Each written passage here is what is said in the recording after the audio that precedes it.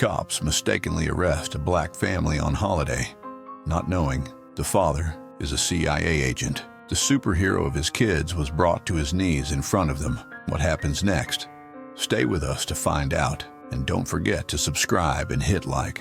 The late afternoon sun bathed the streets in a golden hue as David Williams gripped the steering wheel, glancing at his family in the rearview mirror. His wife, Alina, sat in the passenger seat, smiling softly as their two children, Jordan and Chloe, played a word game in the back seat.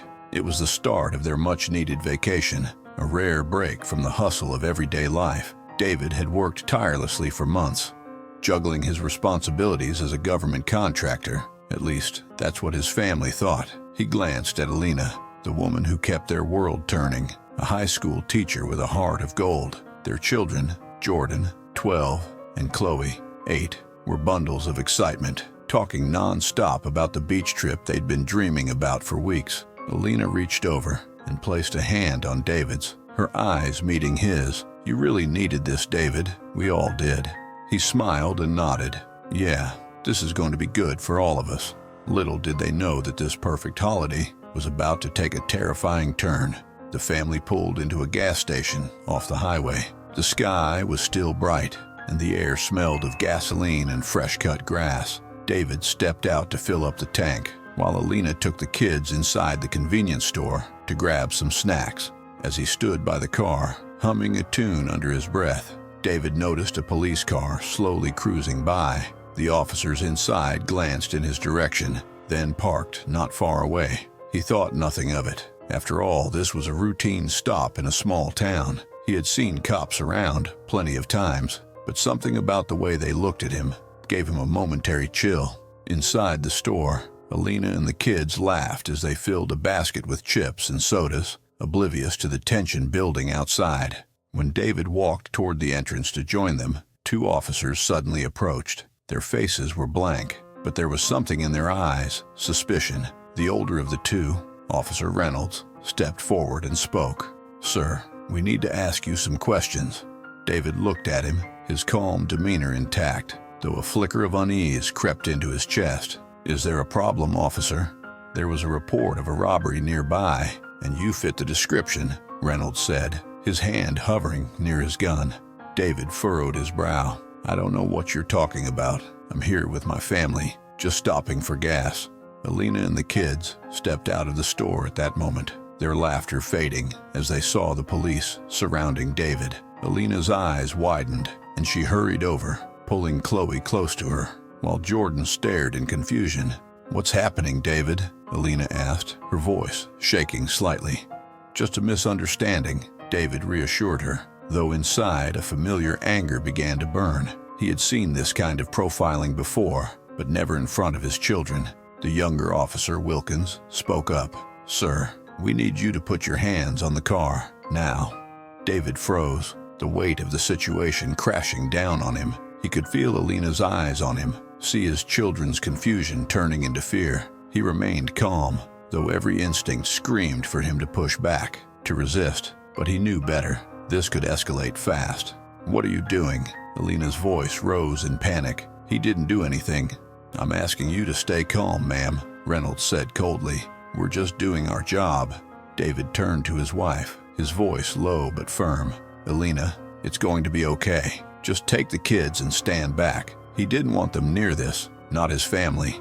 Alina's heart pounded in her chest as she held on to Chloe, trying to calm her daughter's trembling body. Jordan stood beside her, eyes wide and fixed on his father. The world seemed to slow down as she watched David, her rock, being forced to place his hands on the hood of their car. The officer cuffed him roughly, his cold expression never wavering.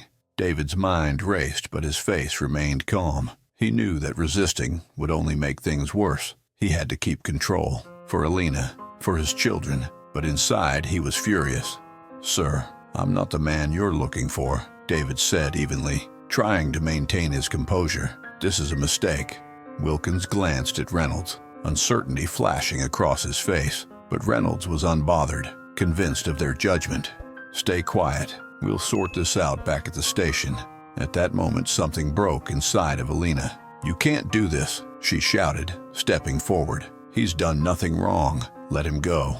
Reynolds turned to her, his voice sharp. "Ma'am, step back, or we'll have to detain you too." The threat made Alina halt, but she kept her gaze locked on David, tears brimming in her eyes. Chloe buried her face in her mother's side, whimpering softly, while Jordan stood frozen in shock. David could feel his daughter's cries like a knife to his heart. His training told him to remain calm, to de-escalate, but the father in him was raging. How dare they do this in front of his children? How dare they? As David was led toward the police car, handcuffed and humiliated, he knew it was time. His family had no idea who he truly was. To them, he was a government consultant, a hard-working man who traveled frequently for his job. But David had spent years undercover for the CIA, working on some of the country's most classified operations. And now, here he was, arrested like a common criminal, all because of his skin color. He had never wanted to reveal his true profession. His work demanded secrecy, and he valued his family's safety above all. But now, it was the only way out of this nightmare. "Officer," David called out as they were about to put him in the back of the police car. "You're making a mistake. I'm a federal agent." Reynolds smirked, clearly not taking him seriously. "Yeah, sure you are." David locked eyes with the officer, his voice deadly serious. "I'm a CIA officer. I need to speak to my supervisor, right now." For the first time, Reynolds hesitated. There was something in David's voice, a certainty that made him pause, but pride and suspicion kept him from backing down. "Yeah, and I'm the president. Get in the car." David's hands tightened into fists behind his back, but he kept his voice calm. "Check my credentials. It's all there. Call Langley." Reynolds faltered again, this time glancing at Wilkins. The younger officer looked nervous, clearly unsure about the situation, but Reynolds wasn't ready to lose face in front of his partner, or the family. Alina watched the exchange, her heart racing. David's words hit her like a punch. A CIA agent. He had never told her this. The man she had been married to for over 15 years had hidden this part of his life, and now she could see the toll it was taking on him, the quiet strength he always carried. She had always known David was strong, smart, but now it made sense. His calm in crisis, his ability to read people, his frequent absences, all of it.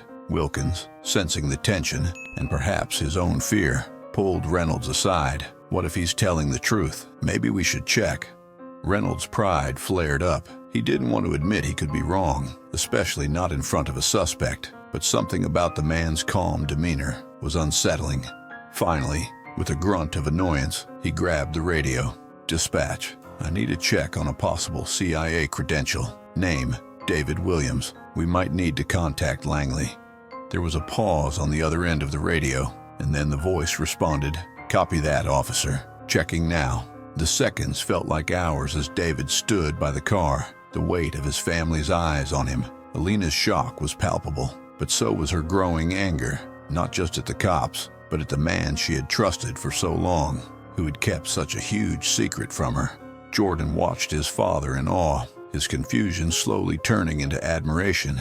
Chloe clung tighter to Alina, still shaking from the fear of seeing her father in handcuffs. After what seemed like an eternity, the radio crackled back to life. "Officer, I've got confirmation. David Williams is a CIA officer. Immediate release is required." Reynolds' face paled as the words hit him like a sledgehammer. He swallowed hard, glancing at David, who stood silently, his expression unchanged. Wilkins was the first to act, rushing forward to uncuff David. I'm sorry, sir. We didn't know."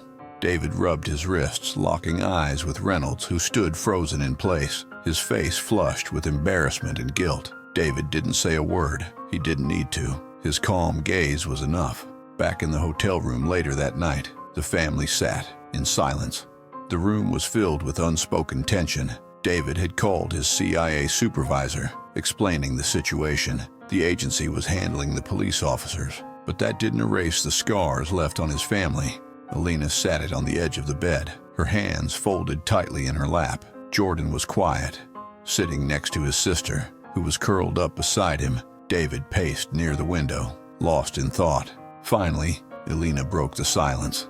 "Why didn't you ever tell me?" Her voice was quiet, but there was a sharpness to it that made David's chest tighten. David stopped pacing and turned to face her. "I couldn't, Alina. My work. It's classified. It was for your safety, for the kids' safety." Alina stood, her eyes flashing with anger. "And now, look what happened. Our children watched you get arrested. They watched you in handcuffs like some criminal." David's face softened. "I know. I'm sorry, but I couldn't tell you. This is my job. I've spent years trying to protect you all from the dangers I face." Alina shook her head, tears welling in her eyes. "But you didn't protect us, David. You hid from us. How am I supposed to trust you now?" Jordan, who had been silent until now, spoke up. "Dad, is it true? You're really a CIA agent?" David nodded, kneeling in front of his son. "Yes, Jordan, I am. But that doesn't change who I am to you. I'm still your dad. I always will be." Jordan looked down at his hands, his mind racing. "But you said you were just a consultant. You lied." David's heart ached at the look in his son's eyes. "I had to. My job requires it. But I did it to keep you and your sister safe." Chloe, her voice small and trembling, whispered, "I don't want you to get hurt, Daddy." David pulled her into his arms, holding her close. "I won't, sweetheart. I promise." Later that night, after the kids had fallen asleep, David and Alina sat in silence on the balcony of their hotel room. The night was quiet, but the weight of the day still hung heavily between them. Alina finally spoke, her voice soft. "Do you ever feel like you're living two lives, like you're torn between them?" David sighed, rubbing his temples. "Every day, but it's the life I chose. I do it because I believe in what I'm doing, even though it's hard." Alina looked out into the night, her hands resting on the table. "I don't know how to feel about this, David. I understand why you kept it from us, but it still hurts."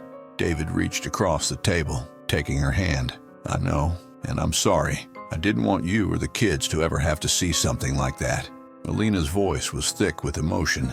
"But we did, and now we have to deal with it."